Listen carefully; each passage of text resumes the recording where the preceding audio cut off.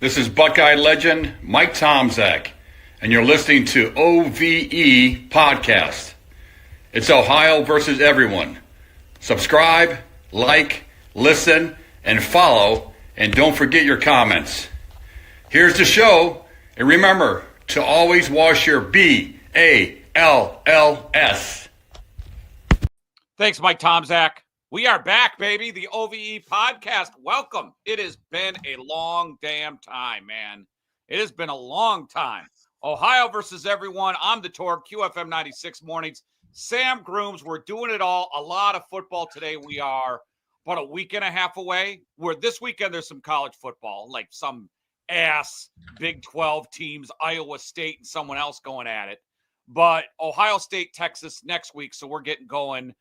Final season, our week of preseason football this week. So let's go and subscribe, like, follow, share. Let's do all that stuff. Catch us on YouTube at Ohio versus everyone. Follow us on socials.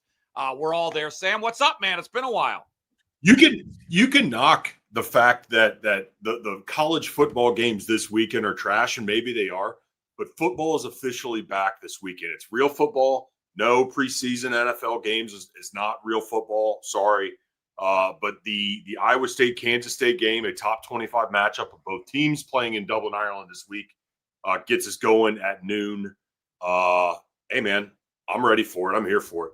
Dude, I'll watch it. And if you're hurt at work or in an accident, let attorney Robert Schuerger go to War For You at warforyou.com. He's got a new commercial, too. We'll play in the show as well. Dude, I'm with you. I like the Ireland game. You had Notre Dame a couple years ago. I'm all for it. I was at that game. Were you?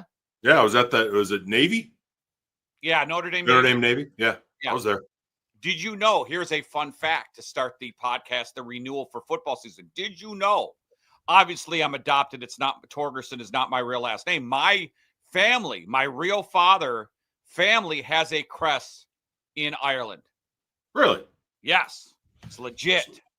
I have learned, we used to think that my family is primarily German heritage, which we still have a decent amount. I think a third of our bloodlines there, but we are very Welsh. Our name comes from very, very centered fishing village in Wales. So, was it 23andMe or Ancestry? Do all that's kind of, you can learn some stuff. That. But then you start getting emails that 23andMe is going out of business, going bankrupt, and how to protect your DNA. That's the one. A lot of those ladies. I think they're the ones who said Elizabeth Warren was Indian, Native American, right? 23andMe. I think Elizabeth Warren might have just little hyperbolic there out of Elizabeth Warren. I'm not putting that on Ancestry.com. Dude, I have the best 23andMe or Ancestry.com, whatever the hell it is story. Okay. So I have these guys I still talk to. I grew up with the Leonida brothers, right?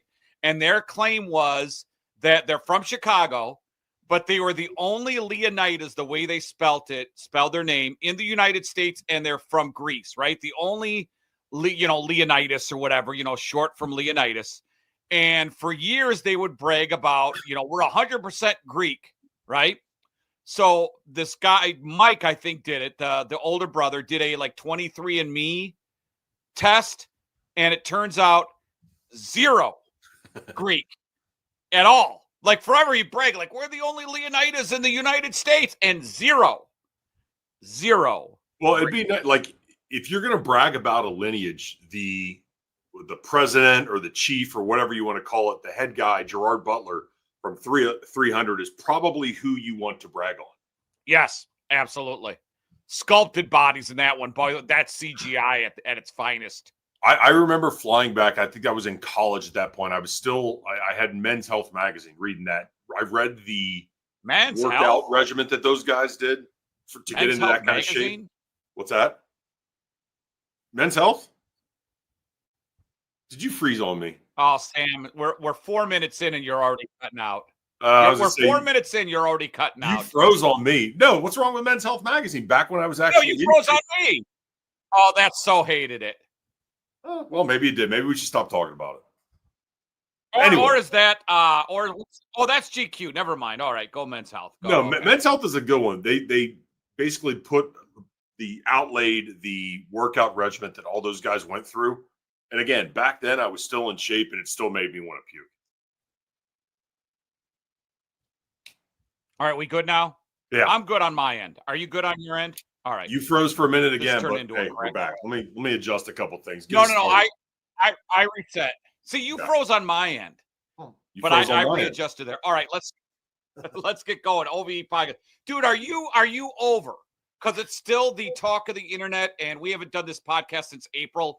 Are you over the lack of punishment for Michigan? Are you over it? I'll never be over it because, and you want to know why? I think I would be over it if Michigan fan came out and said we got away with it, essentially. But that's not what I'm hearing from some of these people. It's like, well, everybody does it, or they still have the same lame ass, unprovable excuses this entire time. The way I see it with the punishment and kind of what happened, and the best analogy I can make, and there's a ton of different angles we can attack this from. And we could talk about this for a week, but I guess at the end of the day, what really happened is the NCAA proved they are absolutely feckless. And essentially what happened is Michigan was robbing banks, finally got caught, and got to keep all the money they stole. That's the best analogy I can make for what happened over the last 3 years, especially when you factor in the punishment, if that's what you want to call it. The NCAA COI came down with on Friday. Yeah, I would look at it this with the Michigan fans, that point of view, and I think Paul Feinbaum said it best. They're like the most asinine fan base on the planet now. But I look at it like this: bragging about winning that championship. You know what it's like? It's like bragging about winning Monopoly and when you rob the bank, right? When it's not a legit win. You spend, when someone goes to the bathroom or is not looking, you take 100 and then another 100 and then a 20. And then you brag about winning Monopoly when the entire time you stole from the bank, right? That's how I look at it. The punishment doesn't bug me from this. The fact is, all right, we're dealing with the NCAA. I figured the hammer would come down from the standpoint, if you looked at the last press conferences that they did, stripped the title in 2017 from Louisville. What was the Penn State stuff? 2012, when they laid the hammer on them and basically destroyed the football program, then gave it back to them after a couple years. So I think that was 2012. I'm glad you brought Penn State up. The NCAA basically said we didn't want to punish, even though that we have enough evidence and our bylaws say that they should get a multiple year post-season suspension, they being Michigan, because none of those coaches or players are on this team anymore, that essentially committed these heinous crimes. We're not going to punish the current program, the current players, current coaches. Well, hang on. I'm glad you brought up Penn State.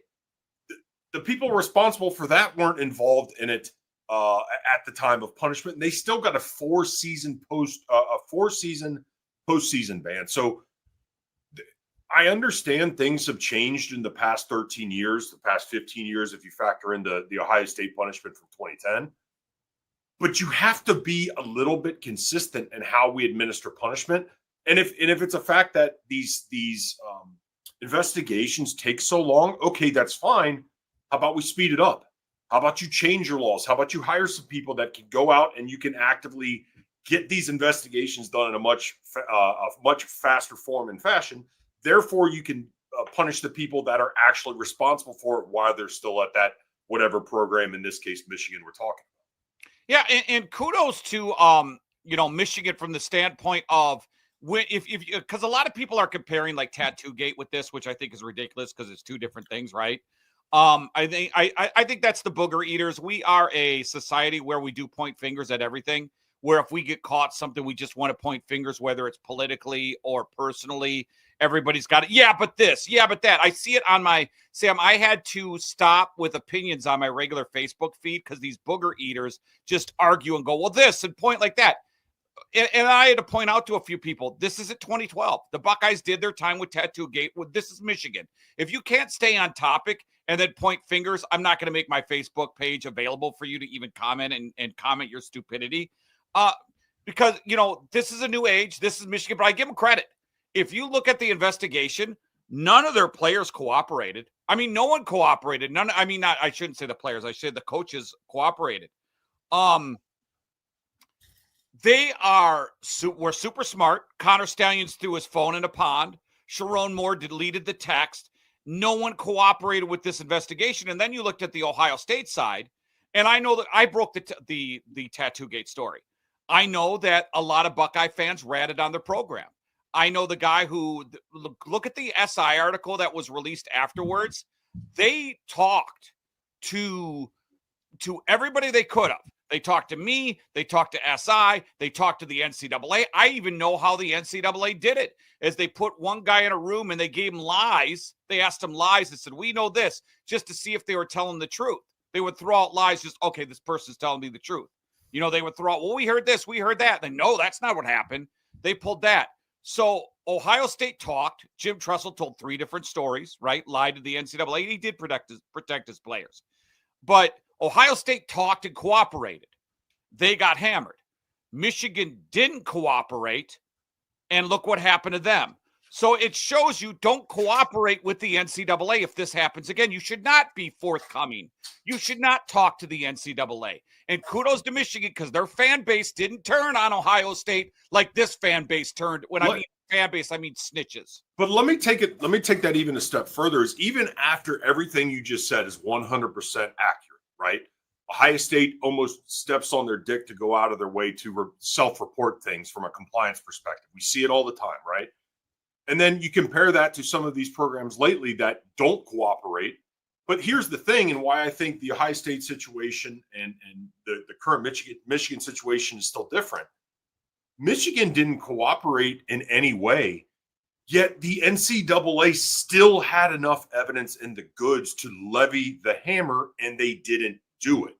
That's why, I guess, again, we can attack this from multiple angles.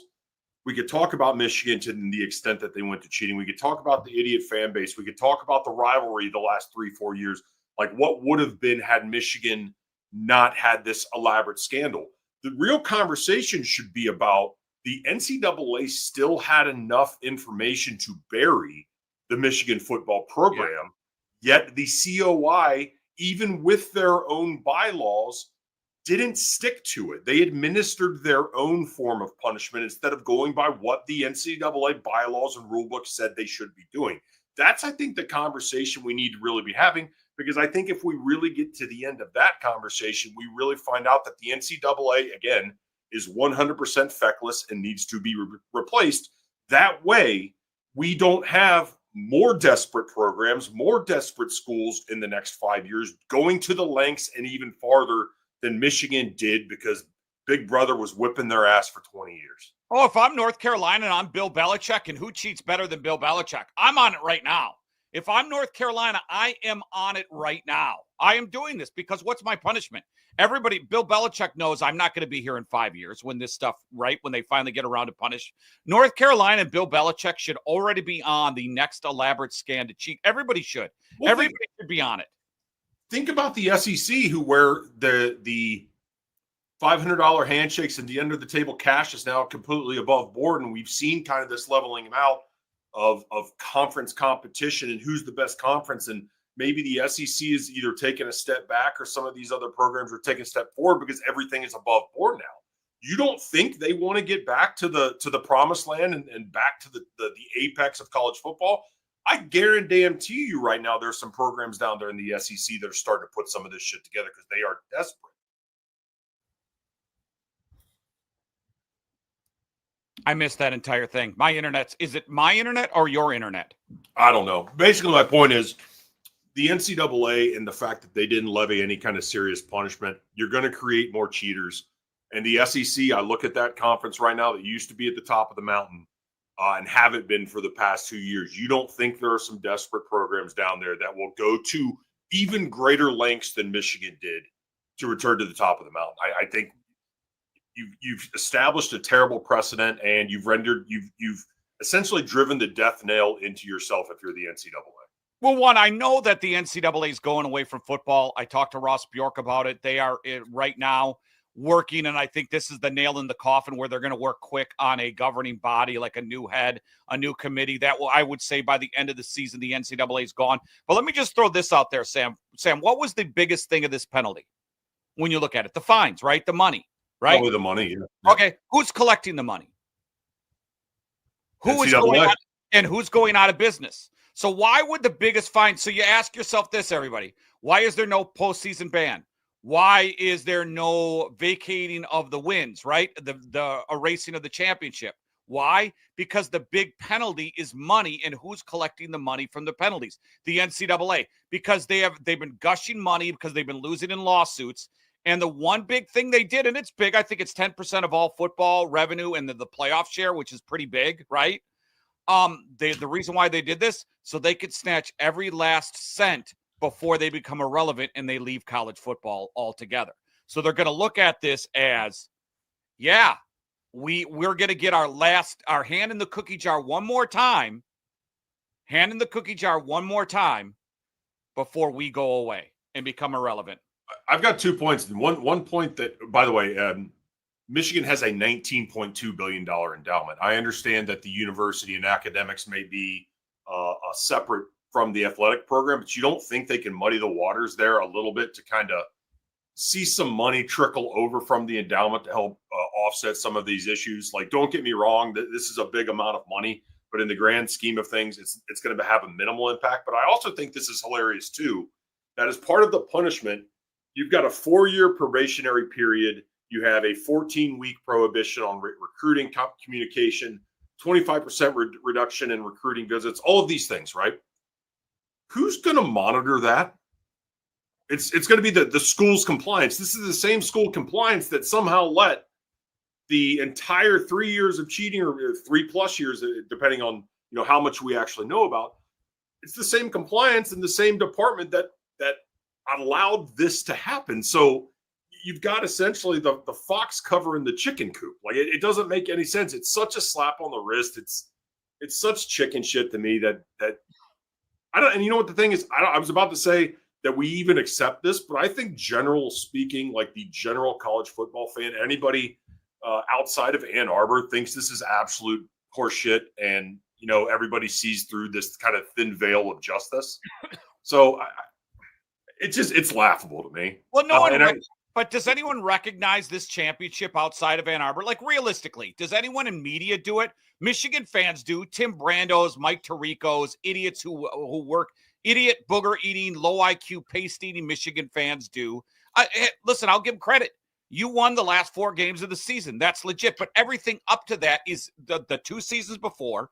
That season should be erased. And 2, the advantages that you had in recruiting because of the wins of the 2 previous seasons, right? Don't think that recruits look at it and go, wow, Michigan's a program on the up and come. They made the playoffs the year before. Don't think that doesn't impact recruiting. If you don't think it does, you're a fool. So think of the recruits that benefited from Michigan's success when they were going 7-5, 8-4, 8-4. COVID happens. They're afraid to play Ohio State. And then the program just turns around all of a sudden because they hire this mentally challenged, beautiful mind type guy. And we're going to get to him in a second. But they hire this guy. He turns the program around. And Sam, with that comes recruits. Now look at it. Look at the program now. Bryce Underwood goes there. They're getting some of the top recruits. They get, Larry Ellison, who's not even a Michigan grad, but the young girl he's smashing is. So then now they get money from there. They're getting revitalized, rejuvenated, right? With money flowing in. That money wasn't flowing in before. So this Connor Stallions and the sign stealing completely turned around the program, right? So no one's going to recognize this championship. No one with an IQ. 10 years from now, it's going to be forgotten, except remember that year when that football team stole signs to win a championship? It'll always be remembered. You will always be remembered as the cheaters. You could say, oh, it's not taken down, or, oh, it's there. But they're going to do movies about this in 10, 15 years. You are going to be known as the cheaters. You won, but you didn't win. That's why I'm okay with it, because no one with a brain cell looks at that championship as legit. You could say you won the 4 games, but like I mentioned, Sam, the recruiting, the rejuvenation of the program, the money put into it, right? That's all because of Connor Stallions and the cheating. And that's why you got to where you got. Yeah, I mean, we're seeing it today. Michigan secured the number two running back prospect, Savion Hyder, got a commitment for him in the 2026 class. Like, if the NCAA truly wanted to punish Michigan, they would have essentially done everything they could to vacate the wins from those 2.5 or 3 seasons, do everything they can to encourage the CFP to strip the national championship away from the program, but then also do as much as they can to limit their ability to recruit going forward so that they get 2 or 3 years of pain and have to rebuild and dig out of a hole coming up. But guess what? That's not what they did. They went with the slap on the wrist, gave them with pissing in the ocean or a drop of piss in the ocean when it comes to money at a program that's got a $20 billion endowment. We saw it coming too. Yeah, we did. We always knew that in the back of our mind, the NCAA was absolutely going to step on this, and they stepped on the rake. That's exactly what they did. Let me just bring up one more thing, and then we're going to take a quick break, and then we're going to talk about someone who should get fired from this. Forget about war. And kudos to Michigan for getting rid of Santa Ono because he's an idiot, right? At least they lost their president. He's an idiot. I wish he would have stayed. I like stupid people on teams I don't like. It would have been heaven if he would have been there. Let's remember one thing, okay? Let's be completely honest, and I'm not being biased fans here. Who are the two players who are kind of disgraceful in Ohio State lore, right? Art Schleister, correct, and Terrell Pryor to a point, right? And I think part of it was how Terrell Pryor flaunted it. I don't have a problem with TP. I think he's an underrated player, but I'm just going to, for sake of conversation, those are the two guys, right, that kind of the two guys we don't like. Maurice Claret kind of did his time, and he's in good graces. You could throw Mo in there, but he cleaned his act up, right? But has any Buckeye fan ever worshipped, and I mean sports worship, not really worship, like sports worship, those three guys? Does anyone worship Maurice Claret, Art Schleister, or Terrell Pryor? We're kind of ashamed of what they did, correct? Really ashamed. Yeah. Now let's turn the other side. Who's the guy that Michigan fans worship? Connor Stallions. They're like, we need to make a stick up, folks. And I'm being honest here. This is no shtick. This is no podcast. This is no radio guy. I'm talking about a human being, about another human being. Connor Stallions is mentally ill. And if you don't understand that or get that, you're really mistaken and you're in denial. Here's the thing. Instead of worshiping him and egging on his psychotic behavior, because he thinks it's okay. Did you see that clip? The Lions, I forgot who it was, the Lions, Alzione or whatever, the linebacker of the Lions, and they're at the Rose Bowl, and they film, and Stallions is like smiling and nodding his head. I'm sure you've seen that video, folks. You fan bases, the fan base of Michigan, have made him think that his behavior is acceptable. Folks, he is what's the American Psycho movie with Christian Bale? We are so lucky as a society that he's fixated on football because he has serial killer tendencies all over the place. He does. Trust me. He likened his minions to that of the KGB. Yes, I was just going to say that. Folks, watch the Netflix documentary. Read the report. Read about this guy. He had a Michigan manifesto. That's what he called it, with all these thousands of documents in it. Sam's right. All the people who scouted for him, he called him the KGB. His mom on Netflix, oh, he's just such a passionate football fan. No, he's not. He's a psycho. And we're super grateful as a society that his fixation was not Michigan football. Because to me, he's as every big of a psycho as Brian Kohlberger, the guy in Idaho. Is that his name? Kohlberger or whatever his name? The guy who killed the 4 college students. The psycho tendencies. He just got life in prison, made a deal in Idaho. Connor Stallions is, and I'm not calling him a serial killer. I'm calling him a psychopath. He is a complete with psychopath tendencies is what he has. It's scary. And instead of worshiping him, you should get him help immediately. He needs help. You justified his behavior by putting him on this pedestal. He is not someone you worship. He is someone who needs to be on medication. And in a padded room. I know this because I'm on medication. Well, what was the name? What was the name of the guy that I can't remember if he was the Auburn fan. No, it was the Alabama fan that poisoned Auburn's trees. Remember him? So this is like, I feel like he's just a step below Connor Stallions as far as a sociopath or psychopath. But you're right. You're absolutely right. Thank God he's focused on college football and his adoration for the University of Michigan and not on world domination or shooting up a school, because the guy seems to not all there, right? The lights are on, but no one's home. I want to put this to bed, and you know what? I'm still going to be pissed off at it because I'm going to run across Michigan fan who's going to say either they didn't do anything wrong or everybody doesn't. It's just going to make my blood pressure peak. But God, if there was ever a time that Ryan Day needs to go out and win a football game this year, 100%. Go up to the outhouse and beat them by 35 and just put it to bed. And you never have to worry about getting over the hump again. You've got the natty. And think of how pissed off we would be right now had Ohio State not won the national championship last year. Oh, I would see. That's why I don't care. That's why you think about this being put to bed and not caring. Oh man, people in Columbus would be rioting. But if there was ever a time for Ryan Day to go out and back up his promise of putting 100 on these idiots, it would be this year. All right, it's almost like we planned this. You segued us into the next topic of conversation because one person should lose his job. But I think for the fact he did what he did for the very reason you just mentioned, the Buckeyes won theirs. We're back. 60 seconds OVE podcast. After your claim, is your insurance company being a Hulk?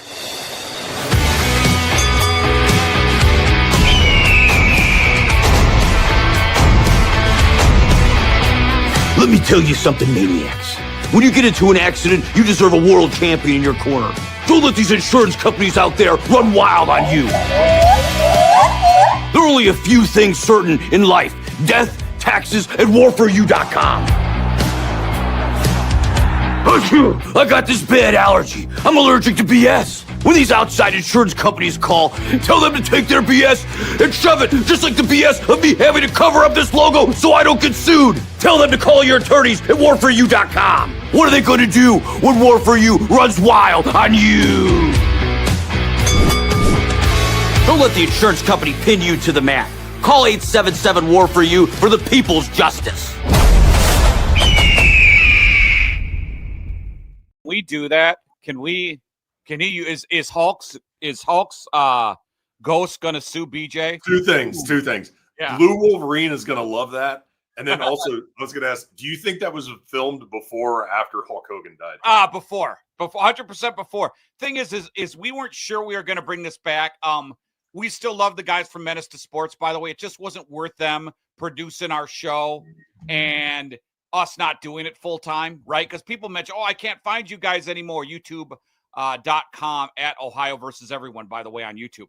But someone goes, oh man, you guys should have stuck with Menace. We would have stuck with Menace. The thing is we had to go away from Zach's channel. We had to start our own, and only doing the show a couple times a week. We're not going to make, someone else do all the work for us. At some point we're going to have to get back on Spotify and learn how to do that. Right. But I mean, so we recorded that. I needed a spot for them quickly, and he sent that to me like 6 months ago. So I just threw that in the system and said, hey, dude, you better get your Ric Flair ready. He didn't work Ric Flair. We got to level out the sound, though, man. That thing is loud. Yeah, I got to figure out how to do that. I want to give a shout out to Charles Alexander, by the way. We've been trading emails. I got him some Reds tickets. He was pretty stoked that he saw the promo from last night that were coming back. So how'd you get Reds tickets? How'd you get Reds tickets, Merc? Oh, we've had Reds tickets forever. Really? Your family does? No, it's technically one of my dad's VPs down in Northern Kentucky, Cincy. But gotcha. Good seats. How many tickets? 4. Really? Yep. What's up, dude? You got any more? You tell me when you want to go. Oh, dude, yeah. I'd love to go. I just had a buddy in town from Phoenix. Him and his son are going to every baseball stadium in the country, and he was in town for business. We hung out Friday. He went to the Saturday game, then went up to Cleveland for the Sunday afternoon, and then Monday he went up to Detroit.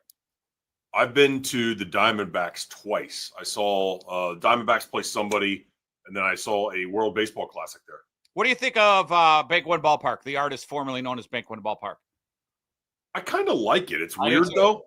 Yeah, it's weird going to a stadium like that that's got the real sharp box look to it. Yeah. But, that's the modern stadium with the retractable roof. I would imagine Houston and Milwaukee are very similar, but I enjoyed it. So yeah, and what Sam's talking about is right in the outfield wall. It stops. Yeah. I mean, you got like a corridor, a concourse where you can go back, and then it just stops. Yeah. Right. So that's kind of what he's referring to. There's no concession stands or anything like that. I like Bank One Ballpark. I don't even know what the hell it's called now. but that's what the original name was, Bob, playing at the Bob. You mentioned that before we took the break, imagine if the Buckeyes didn't win the title, right? I wanted to get on Tony Petitti because he did a couple stupid things. One, he should have never contacted the NCAA and said, well, our punishment, we feel they served their punishment. Shut the fuck up, Tony. Sorry to swear there, kids. Shut up, Tony, because it's not your place. When I interviewed Ross Bjork a couple weeks ago, he disagreed with that and said there's integrity in this football game, in this sport. You have to have integrity. So he disagreed with what Tony Petitti said. Also, Tony, don't speak out and say the Big Ten wants a 24 to 2018 playoff when you don't talk to your partner in the SEC. See, this is equivalent to, let's say, the United States and Russia or the United States and China teamed together like they were both good, right? They are both good, and they teamed together to run everything else. That's what the Big Ten and SEC are doing right now. Tony Petitti, shut up unless it's a joint statement from the SEC. You're not smart enough to go out on your own. You're not smart enough. And I think Tony Petitti, this shows me, Sam, I think the reason why he sent that letter to the NCAA is because Ohio State already won, and it takes the sting away. But Tony, stop sending letters and stop thinking you're meant to negotiate contracts. And now that he's done negotiating contracts, Sam, I think it's time we move on from Tony. So in his defense, and I'm not Tony Petitti's biggest fan by any stretch, but I thought I had read a Rittenberg article basically saying that he's not really proposing this. It's kind of one of those ideas that gets floated, so there maybe is not a whole lot of not a lot of backing behind it, but it was just an idea that kind of escaped. And he needs to say it though, Sam, because everybody's running with it. But absolutely right. So now you got to get in front of it and kind of squash it. But to your point, I completely agree. Do you remember where Petitti came from? CBS Sports. It was, I think he was with NBC. He was with he was with CBS. TV producer for one of the big networks, right? Yes, he was CBS. He negotiated deals, the TV deals with CBS. To me, this guy he seems to me like he's starting to show his ass and show his inexperience with college football in general, right? Yes. He doesn't understand, to me, what the fans really want, and he's getting close to killing the golden goose. I think, do you remember last year when we had the conversation, we had the first weekend, I think I was in Florida, we had the first couple games, was it SMU, was it Penn State, Notre Dame and Indiana, and we were basically saying, well, SMU and Notre Dame didn't belong. They weren't good enough. When I said, actually, I think the case is they did belong based upon other teams and criteria and record and all these things. I don't think it's the fact that they didn't belong. It's the fact that I think we have too many teams. Instead of doing what's right and going from they're going to do what's wrong, essentially. They're trying to say that more games is better, and I completely disagree. I think 8 is the perfect number. 12 is a weird number. I think you get rid of the automatic buys. I think you give the first 4 games, if you can, with the bowl schedule. You give the first the 1 through 4, you give them home field advantage, give them home field games, and you have 8 players, or you have 8 teams.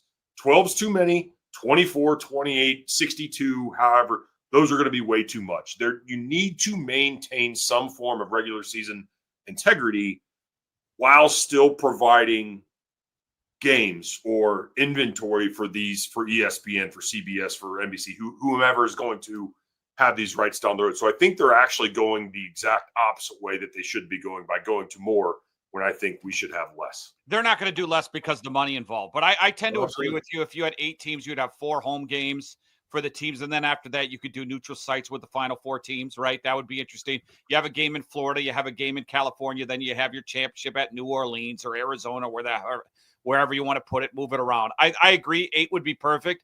I think they did the 12 for the Notre Dames of the world, and they wanted to get the non-Power 5 conference in there too. To me, it doesn't make a difference.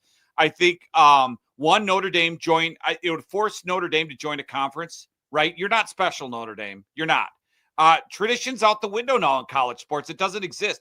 You see in baseball where Rob Manfred mentioned during the Little League World Series playoffs Sunday night that they might do away. They're going to totally blow up the realignment in baseball. We'll probably talk about that at some point. Tradition's going away now. It really is. Tradition in all sports is about money. That's what it's all about. So I don't know about like, oh, let's get the little guys in and let's help Notre Dame out there. Really what they should do now, since they've already exposed it, is you make it 16, you do the 4 conferences, and if you're not in a conference, you just don't get in. Sorry, you just don't. If you're good enough, if you're a Boise State, Sam, or someone like that, are you telling me you can't join a conference? You telling me the Big 12 isn't going to let you in, or the ACC isn't going to let you in?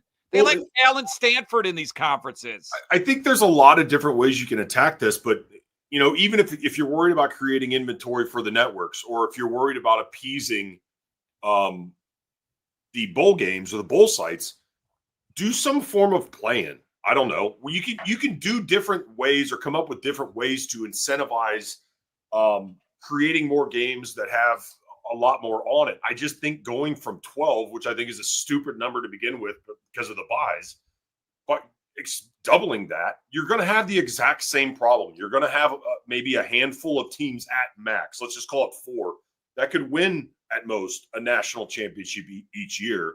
And then all those other teams, they're meaningless games because deep down, everybody knows they have no real shot at winning a natty anyway. So I know why they're doing it. I know Petitti's background in it, but I also think you're going to get to the point where that point of no return or the line of diminishing returns where you're going to go and slay the golden goose. You're going to take some of the lore, some of the tradition, some of the intensity or the stress out of a win or go home style of game by creating a 24 or 28 team playoff. I think it's incredibly unnecessary. I tend to agree with you from the standpoint you might see a upset, right? You might see a Arizona State win, right? A game. You might see Boise State win a game, right? You might see a little guy win it, but they're not going to do it for 4 games advance. That's you're spot on there.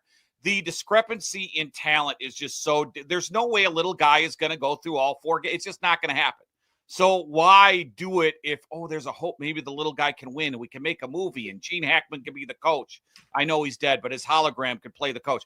But you know what I'm saying? You're right. It should be 8. They're not going to do their 12. So I guess you do 16. Sure. I think 28. That's ridiculous. I think expanding is going the wrong direction. I think 16 is better than 12. I think everybody plays. You don't give any buys. You maybe incentivize conference champions with a home game. I don't know. There's some different ways you can do it. We're not here to talk about that. It's too tough to seed, Sam, from the standpoint of just make the conference champs the first round bye because it's too tough to seed. It's apples and oranges. Do 8 or do 16. 12 is a weird number. 24, 28. We're not. It's too much. Because I would bet that a lot of teams like Oregon looks at it and goes, wow, Ohio State came in and they had a week of games and they were fresher, right? And they come out, there's some teams that go, okay, well, they played last week. They're in touch. We weren't playing. We were practicing. You can't simulate a game, right? I always think there's an advantage. And you look at the NFL playoffs and you go, oh, why did that 6 seed beat a 1? Well, they just played the week before and they're humming and you just had now. It's a little different pro football because that's only a week off. You're only off 2 weeks. That was going to be my point. That's another thing they need to fix. This is like a month. That's another thing they need to fix. Why do we have to wait a month? Give them maybe a week max. Finals? I say just keep playing. I just say keep playing. Why wait? It makes no sense in the world. I mean, you're going to get to the point now, and I'm curious to see how it's going to work. You know why you do? Let me throw this at you. I think you wait a week, and here's why. At the end of the season, right? What's the one game that's played at the end of the season? Army Navy versus Navy, right? Let Army and Navy be that one. Have your conference championships. Let Army Navy be that lone game, and then play the following week. I'm fine with that. I'm absolutely fine with that. I just the further you go though into January and creeping up towards February, the more likely you are to go up against the NFL. And if you're ESPN, you had an issue last year where you couldn't broadcast the games because you had a contract with, was it basketball, college basketball? So you're shopping it out to True TV to be able, I think that was is that the Penn State SMU game? Like, yeah, you go out and bid for these games and then you can't even show them on your main network, which is asinine to me. But let's get some finality a lot sooner in college football so that, let the NFL go be the NFL, because if you go up against them from a rating standpoint, you're going to get crushed. Well, college football needs to do is let the smart people take over. right? Meaning like NCAA gone, NCAA corrupt money grubbing organization. And it's not professional amateur athletics. Let's throw that out the door, right? NCAA has a purpose maybe for the secondary sports. I don't know if they do, but I know also you can't self-police either. Can I ask one other question going back to Michigan real quick that I haven't found an answer on? There were 5 members of the COI, Committee on Infractions, or is it 7, something like that? Yeah. Did you see where one of them's alma mater was? Michigan? Yeah. How is that guy not recusing himself? Exactly. Seriously, any other, and I understand that the NCAA is not a court of law, but in what realm is that not some form of, not collusion, what's the word I'm looking for? Conflict of interest. No, 100%. And I still haven't gotten an answer to that, but nobody seems to be asking it either. So anyway. Because if roles were reversed and it was an Ohio State guy, they would be screaming from the hilltops. Well, Ohio State all the people would have been out, putting their hands out, waiting for the handcuffs, punish us. Yeah. We back Friday. We got, sure. we could talk Julian Sayin. We talk Browns. Their preseason game. We've got the NFL getting closer and closer to kickoff, and then we've got some college football to preview. So maybe, let's do it before. Let's do it in 2 Fridays. We'll kind of do our picks for playoffs and who's going to win each conference and all that stuff. But that Ohio State Texas game is 2 Saturdays away. Is 11 days, maybe? Yeah. Closer and closer, baby. We're back Friday, 3:00. We will be here. The OVE podcast out. Need to sell your home fast? At Cash for Homes Columbus, they make the process simple, fast, and stress-free. Whether you're dealing with a foreclosure, downsizing, have an inherited property that's become too much to manage, they can help and get you cash fast. Forget about costly repairs, cleaning, dealing with agents. They buy homes as in any condition, no matter how big or how small the issue. With Cash for Homes Columbus, you get a fair all-cash offer, and best of all, they handle all the paperwork and closing costs, so you don't have to worry about a thing. They work on your timeline, so whether you need to close in a week or in a month, it's entirely up to you. No stress, no waiting, no hassle. Ready to make your move? Visit cashforhomescolumbus.com. Cashforhomescolumbus.com. Let them take the stress out of selling your home. It's quick, it's easy. For cash, they buy homes as is at cashforhomescolumbus.com.